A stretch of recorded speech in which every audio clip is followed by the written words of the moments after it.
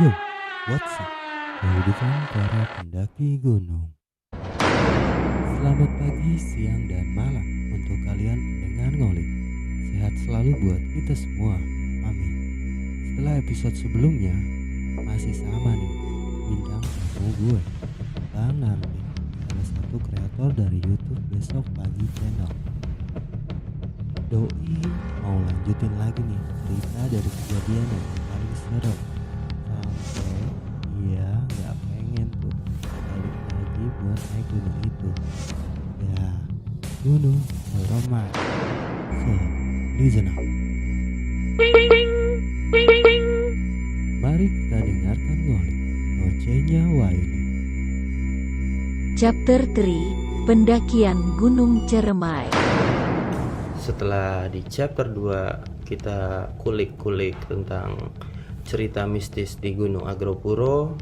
Nah, buat yang sekarang ini Om Nardi bakal cerita ini, gengs, tentang pendakian yang memang itu dia diganggu oleh makhluk astral.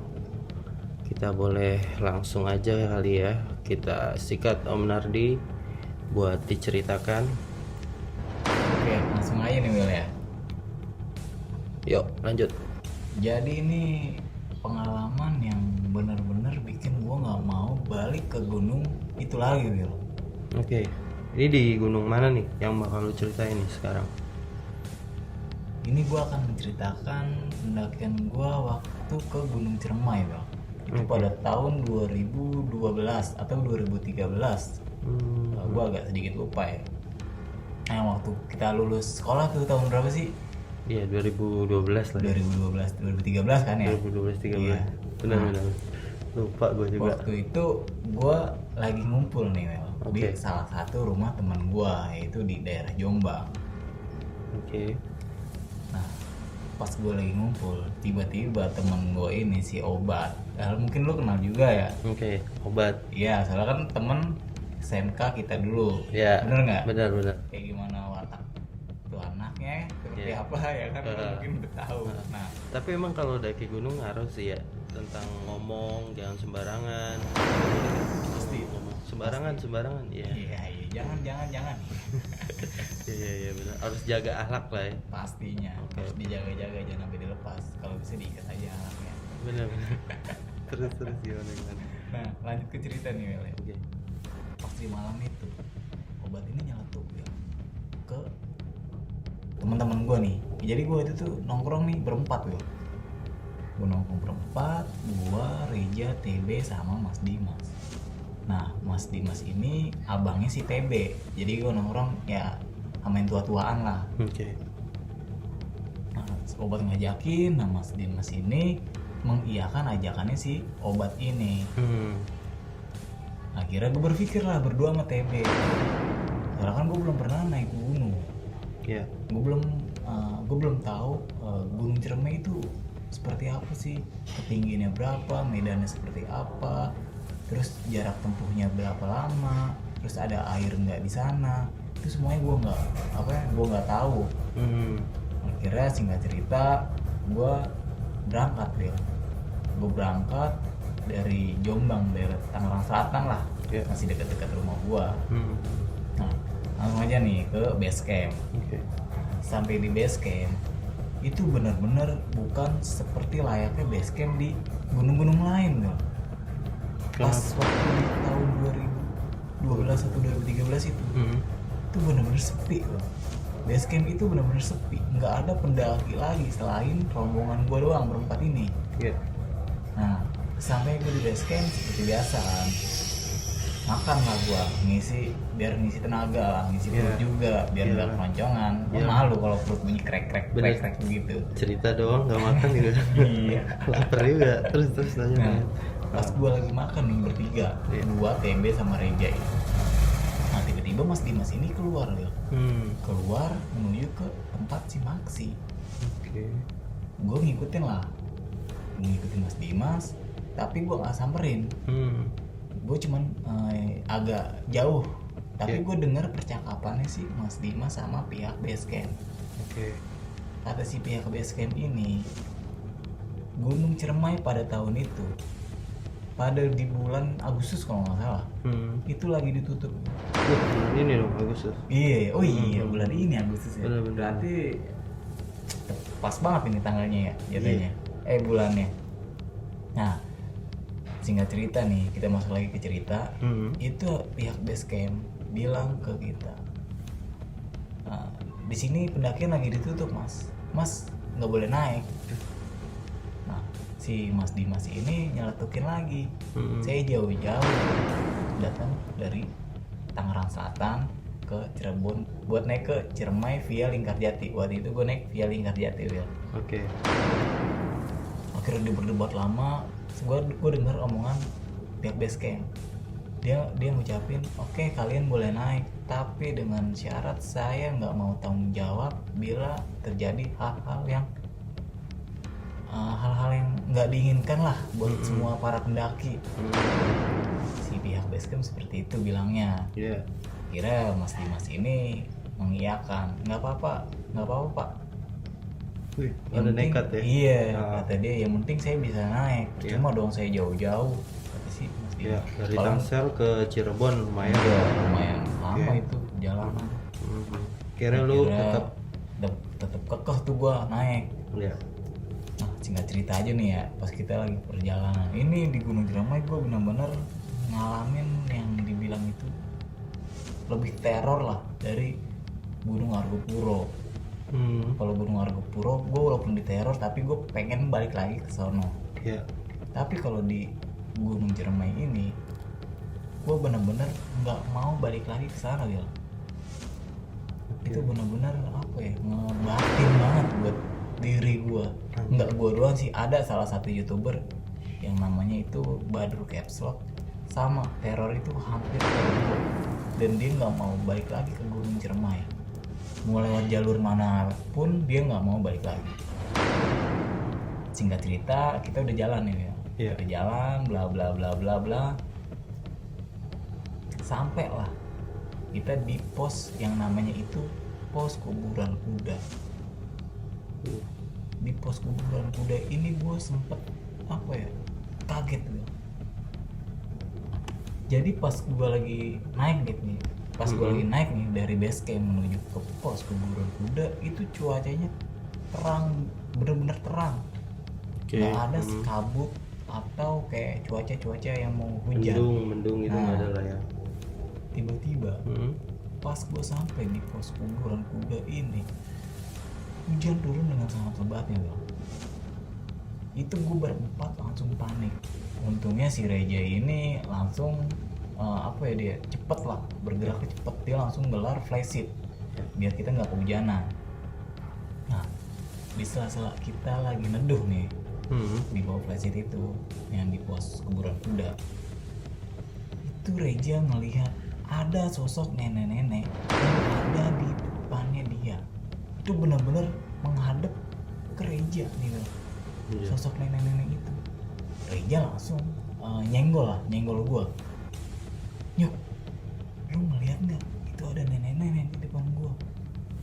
Posisinya gua ini benar-benar di sampingnya Reja. Tapi gue nggak menghadap ke arah kiri, gue menghadap ke arah kanan. Oke. Jadi gue cuma di samping. Nah, pas gue balik badan, gue nggak ngeliat sosok nenek-nenek itu. Jadi cuma Reja doang yang ngeliat sosok nenek-nenek itu. Dan Reja ini cerita pas gue udah di base camp. Wih. Nah, abis itu dia langsung, makanya dia pas ngeliat nenek-nenek itu dia langsung nyuruh Mas Dimas ini buat, ayo kita lanjutin perjalanan, udah nggak apa-apa hujan-hujanan.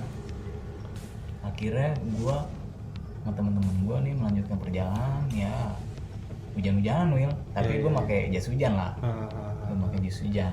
Nah, sehabis pos kuburan kuda itu gue lupa namanya apa. Di sini gue terjadi hal yang aneh. Tapi namanya kondisi alam, kita nggak ada yang tahu ya. Kondisi jalan kita juga nggak tahu, kadang macet, kadang enggak, ya kan? Kadang lancar, kadang enggak. Nah, yang tadinya gue di pos kuburan kuda itu hujan deras ya, tiba-tiba pas gue sampai di pos berikutnya itu benar-benar kering, nggak ada tetesan hujan sedikit pun. Di situ gue berempat kaget, kok bisa kering gini ya? Itu posisi gue masih pakai jas hujan. Berempat. Anjir.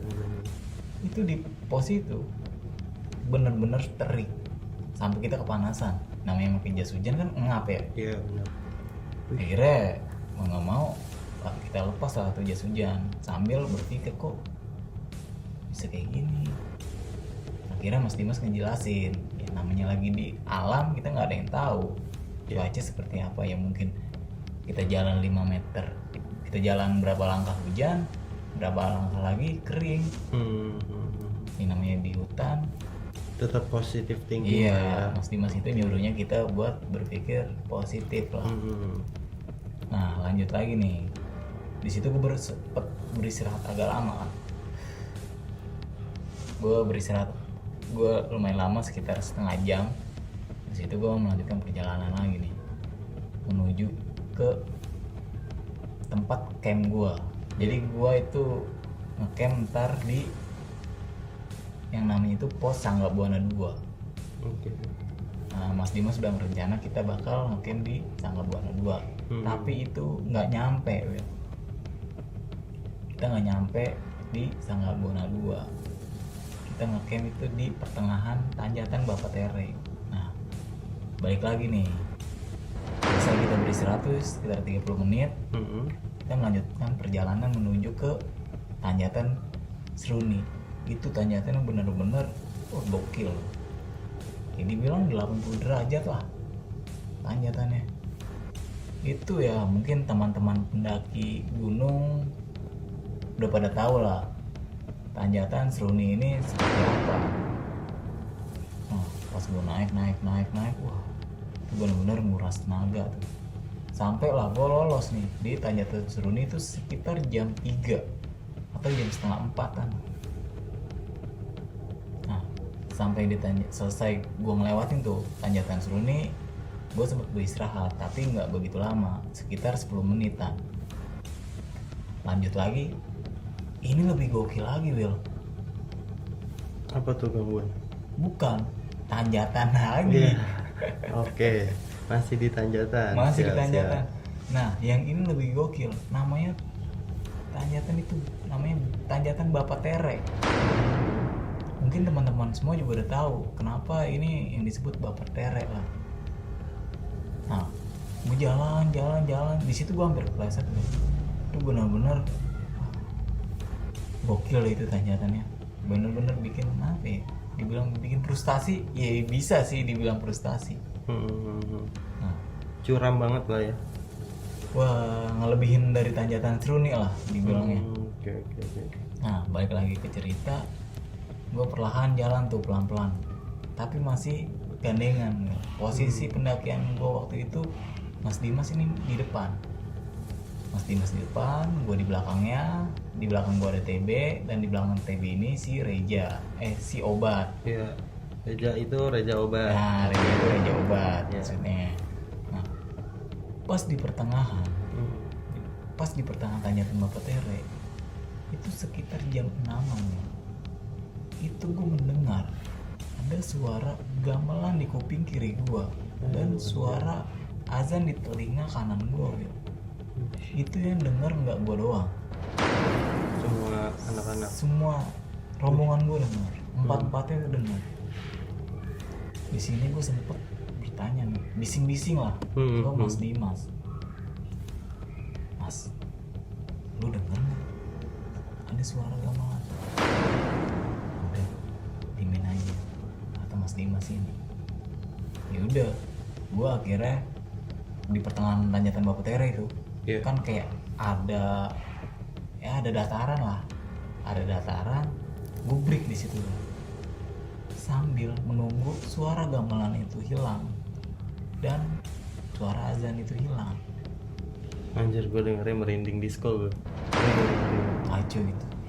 Nah, ketika suara azan itu udah hilang, tapi yang bikin anehnya ini suara gamelan itu makin kenceng. Makin kenceng suara gamelannya ya. Makin kenceng suara gamelannya. Akhirnya gue disuruh baca doa lah, tapi bukan doa makan ya. gue disuruh baca doa ya sebisa mungkin, saya sebisa lu lah baca doa kata Mas Dimas.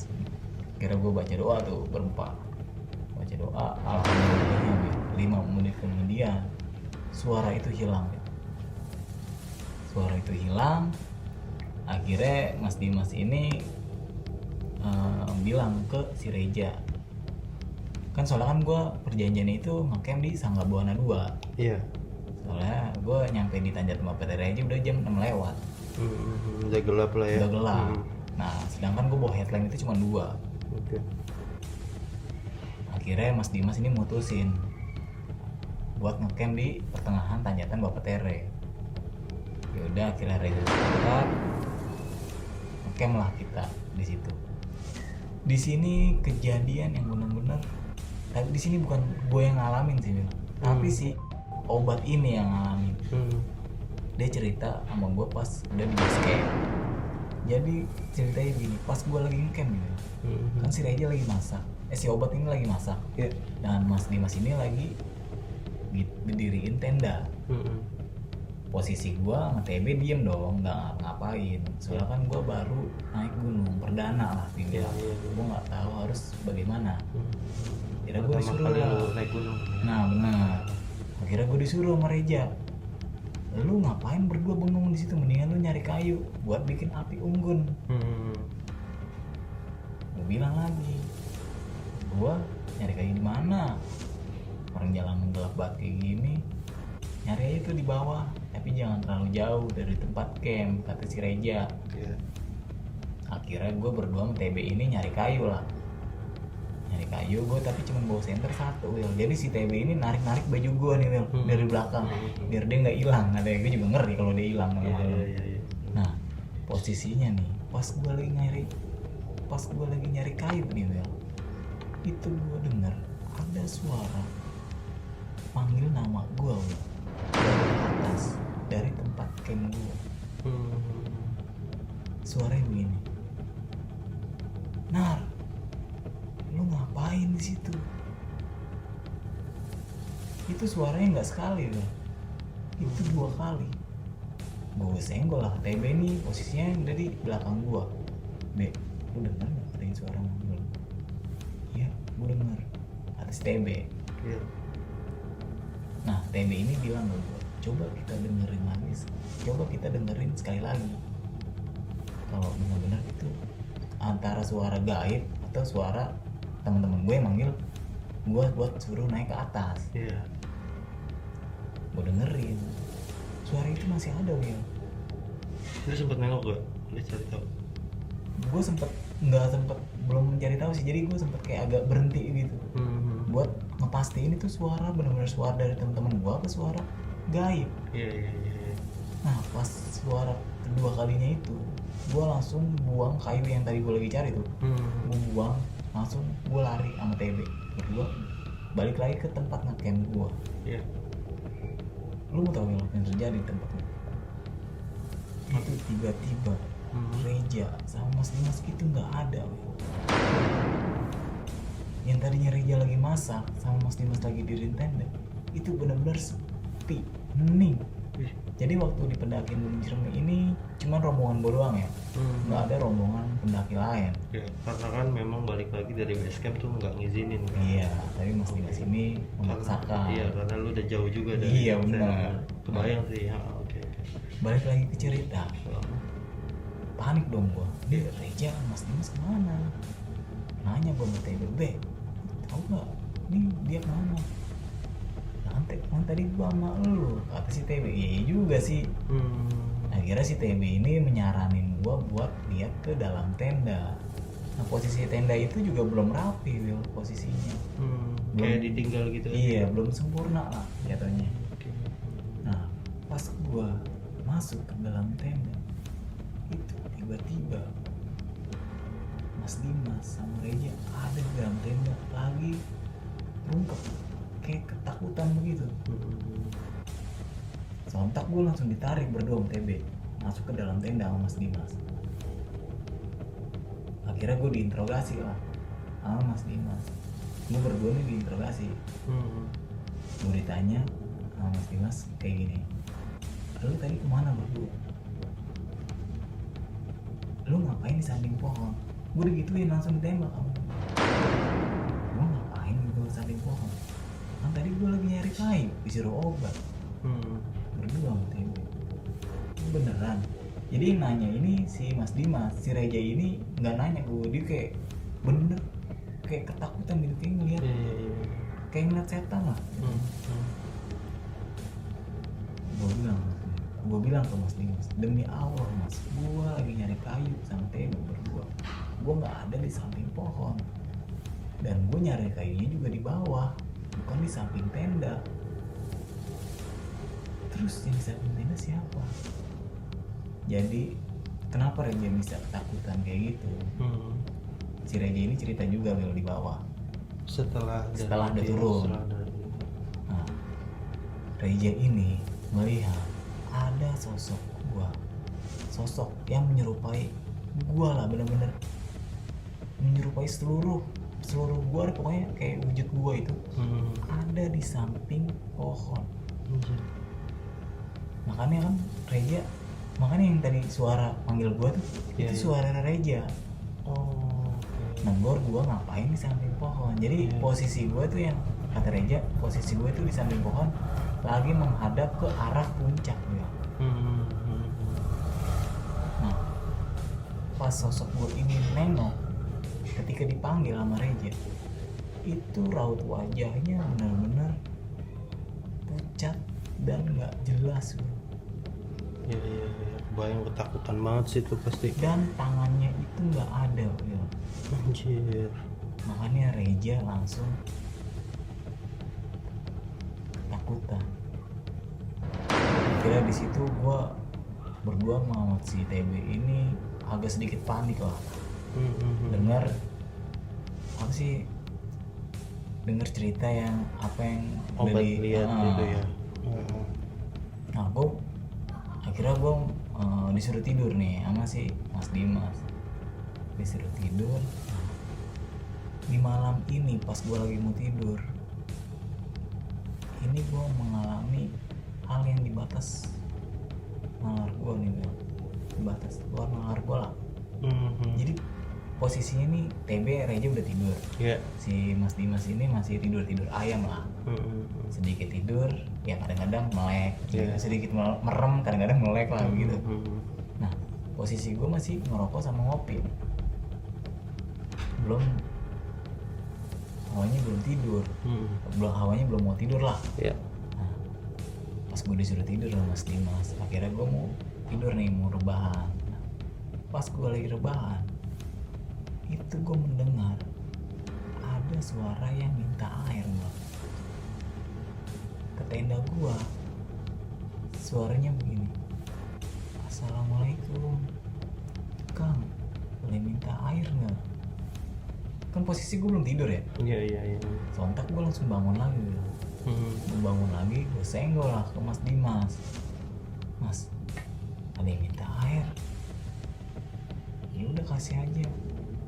Tapi yang anehnya, orang ini nggak ada suara langkah jalan. Jadi kalau misal orang kalau jalan dulu hutan nih pakai sepatu mungkin ya, sepatu pastinya ya. Kan pasti ada suara tek. Ini bener-bener nggak ada suaranya, cuman suara minta air doang. Akhirnya gue kasih. Tapi jadi, orangnya ada pas tuh pasti. Nah jadi pas gue lagi mau ngasih, jadi gue bawa 2 drigen nih, 5 liter. Nah yang 5 liternya itu udah agak setengah yang satunya. Gue keluarin dong. Tapi gue nggak keluar semua Will. Gue cuma ngeluarin tangan gue doang. Gue buka rating tendanya, gue keluarin lah drigen gue. Gue bilang ke si akang ini, ambil aja Kang, sebanyak mungkin gue gitu ya. Nah pas gue udah ucapin begitu ya, itu tiba-tiba nggak ada suara lagi ya. Ya sekarang begini aja ya, air yang dari drigen dituang ke botol itu pasti ada suaranya dong. Iya. Cur, pasti ada kan. Ini posisi gua masih agak berdiri lah, agak duduk lah, pokoknya posisi duduk tapi belum tidur, gue masih Iya, iya. dengerin. Pas gue dengerin itu bener-bener nggak ada suaranya Wil. Kepo dong gue, akhirnya gue tengok, tapi gue nengok cuman kepala doang, gue keluar kepala doang. Pas gue tengok keluar itu tiba-tiba nggak ada orang di luar. Berarti yang minta air itu siapa? Di situ gue langsung panik, gue bangunin Mas Dimas. Mas, sini bangun, ayo kita keluar. Tapi nih gue lihat airnya, jadi posisi Dragon itu benar-benar masih rapet tuh, dan airnya masih segitu juga. Gue panik, akhirnya gue ditarik tuh ke dalam tenda sama Mas Dimas. Dalam artian gue nggak mau melanjutin perjalanan. Iya. Parno ya, langsung Itu balik. benar-benar parno lah, gue di Gunung Ciremai itu benar-benar gokil sih. Nah, pas gue udah dikasih Wejangan ya, wejangan. ya wejangan lah, dibilang wejangan. Hmm. Akhirnya gue mau kembali tidur nih. Pagi lah, udah mau pagi tuh. Pas gue mau tidur, mata gue bener-bener nggak bisa dimeremin. Gue bener-bener kayak awal ketakutan gue itu masih menghantui gue lah. Di situ akhirnya gue begadang sama Mas Dimas ini. Iya. Nah, singkat cerita mau summit nih Wil, gue mau summit, bangunan, akhirnya dibangunin tuh si Reja sama TB ini, dibangunin, biasa masak dulu, habis itu makan kan. Nah, singkat cerita nih Wil, lanjutkan perjalanan buat summit nih. Yeah. Itu sekitar jam 3. Di sini benar-benar gue ditampakin oleh sosok yang belum pernah sama sekali gue lihat Wil. Itu pas di Sangga Buana 2. Oke. Itu posisi lagi summit mau ke puncak. Itu gue ditampakin oleh sosok cewek yang bisa kita bilang itu kuntilanak. Itu kuntilanak terbang ngejar gua Wil, ngejar gua, Reja, TB sama Mas Dimas. Itu posisi gue dikejar-kejar sampai balik lagi ke Sangga Buana 1.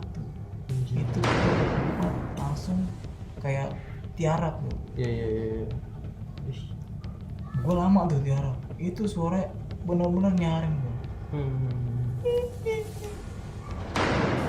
Itu wah gila, itu benar-benar yang bikin gue sampai sekarang itu nggak mau balik lagi ke Gunung Ciremai.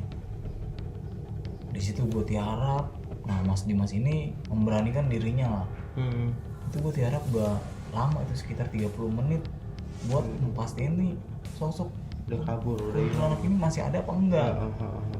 Nah, akhirnya Mas Dimas ini ngeberaniin dirinya buat melihat ke atas pohon. Iya. Jadi posisi kuntilanak ini terbang gitu. Iya. Terbang dari satu pohon ke pohon yang lain. Nah, akhirnya pas Mas Dimas ini lihat udah nggak ada Wil si sosok itu. Akhirnya si TB ini ngajakin pulang tiba-tiba nih Wil. Ngajakin pulang. Gue posisi itu diem. Iya. Posisi gue diem sama mereka diem. Nah, si TB ini mau pulang. Domelin lah sama Mas Dimas. Soalnya Mas Dimas ini abangnya si TB. Domelin. Akhirnya kita dikasih wejangan lagi. Dan akhirnya kita bisa melanjutkan perjalanan lagi menuju ke puncak Gunung Ciremai. Iya. Nah, sampailah kita di puncak Gunung Ciremai itu sekitar jam 9 pagi. Nah, pas di posisi di puncak gitu, tuh ya sekitar lama lah gue di situ. Yeah. Sekitar 2 jam lah gue di puncak. Biasa foto-foto kayak pendaki lain. Nah, singkat cerita nih, turun rombongan gue. Nah, pas kita lagi mau turun ya, itu Mas Dimas tiba-tiba bilang, nah gue duluan ya, nanti ketemu di tenda. Obat pun sama, bilang kayak gitu. Nggak beberapa lama tiba-tiba dia lari dia berdua, ninggalin gue sama TB.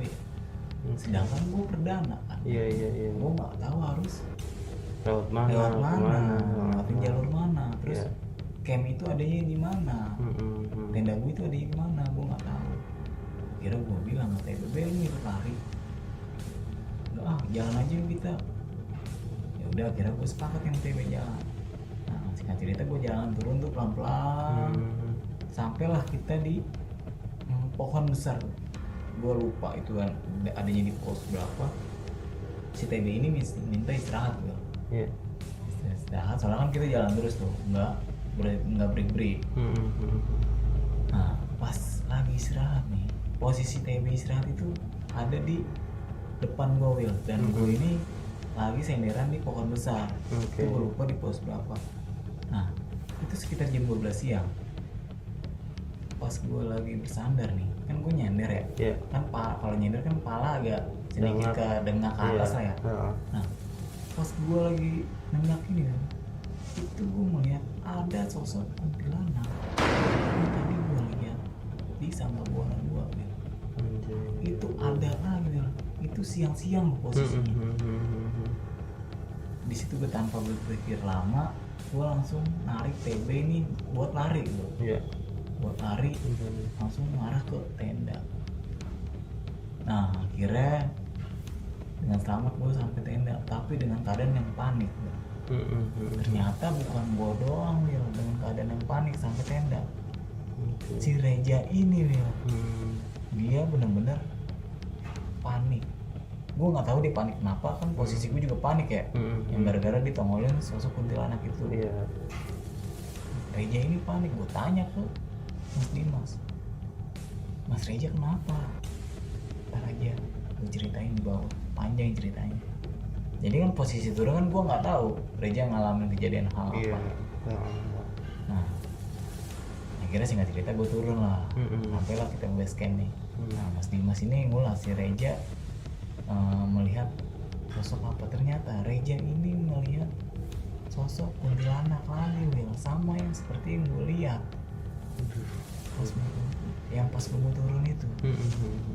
Ternyata sosok kuntilanak ini masih neror gue. Nah di situ gue benar-benar gue nggak mau balik lagi ke gunung. Gokil, merinding, gue masih merinding di sekolah anjir. Ngebayangin sama ngedengerin cerita lu tuh bikin sekut juga anjir. Set apalagi gue yang ngalamin. Bener. So emang sih ya, alam lain itu ada. Yang penting kita saling jaga aja dan gak ganggu satu sama lain lah ya bang. Oke bener. Masih merinding sih gue dengernya. Tapi terima kasih buat terus story-nya nih bang. Sehat selalu buat kita dan lo juga bang buat Besok Pagi Channel. Sukses selalu. Sampai ketemu lagi dan pantengin terus. Tetap di rumah aja dan tetap dengerin Ngoli. Kalau ini bermanfaat dan cukup menghibur, mari dipublikasikan bersama. Let's talk.